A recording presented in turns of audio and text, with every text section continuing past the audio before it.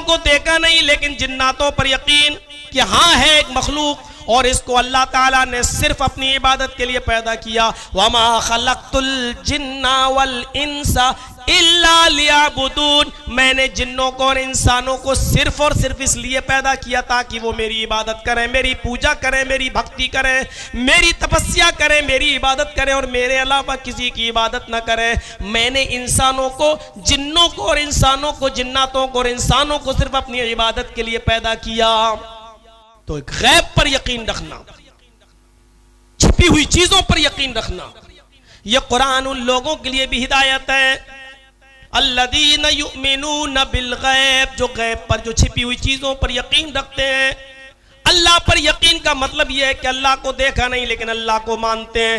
جب ایک چھوٹی سی سوئی اور ماچس کا کھوکھلا, ماچس کا ایک ڈبی جب بغیر کسی بنانے والے کے نہیں بن سکتی ہے, ایک ماچس کی تیلی اور ایک چھوٹی سی سوئی جب بغیر کسی بنانے والے کے نہیں بن سکتی ہے, تو اتنی بڑی زمین, اتنا بڑا آسمان, اتنے ستارے اور اتنے سیارے اور 2,40,000 میل کی بلندی پر چمکنے والا چاند اور 9,30,00,000 میل کی بلندی پر چمکنے والا سورج, 1,40,00,000 ڈگری سینٹی گریڈ گرمی جس سورج کے اندر, میرے بھائیو اس کو بغیر کسی بنانے والے کی یہ ساری چیزیں وجود میں کیسے آ سکتی ہیں؟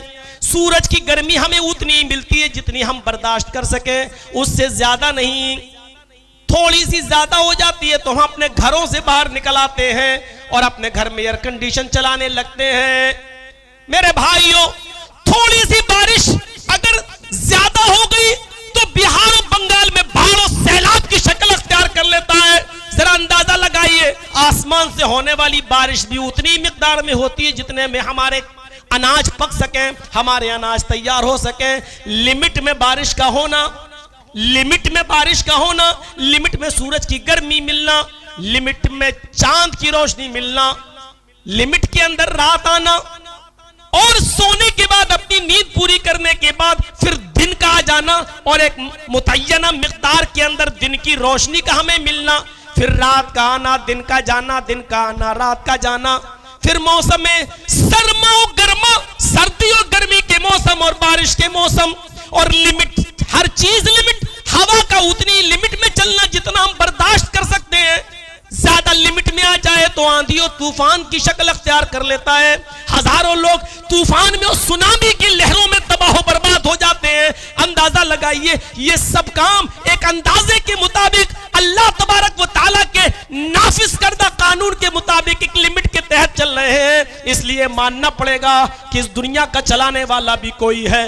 کمیونسٹ مانے یا نہ مانے, کمیوزم مانے یا نہ مانے, دہریہ مانے یا نہ مانے, لیکن مانے بغیر چارہ نہیں ہے. یا آپ کو ماننا ہی پڑے گا کہ اس دنیا کا نظام چلانے والی کوئی ہستی ہے, اور جرجیز کی نظر میں اور میری نظر میں اسی ہستی کا نام سپر پاور ہے, اسی کا نام کریٹر آف یونیورس ہے, اسی کا نام اللہ ہے, اسی کو آپ گاڈ بھی کہہ سکتے ہیں. مختلف ناموں کو سے اس کو یاد کیا جا سکتا ہے. اگر معنی میں کوئی خرابی پیدا نہ ہو تو میرے بھائیوں اس کو کسی بھی نام سے یاد کیا جا سکتا ہے. وہ ایک ہی ہے اور وہ ہے اللہ, وہ ہے اللہ, وہ ہے اللہ جو اس دنیا کو ایک لمٹ اندازے کے مطابق چلا رہا ہے اور اس کے اندر کوئی کمی نظر نہیں آ رہی ہے, کوئی کمی.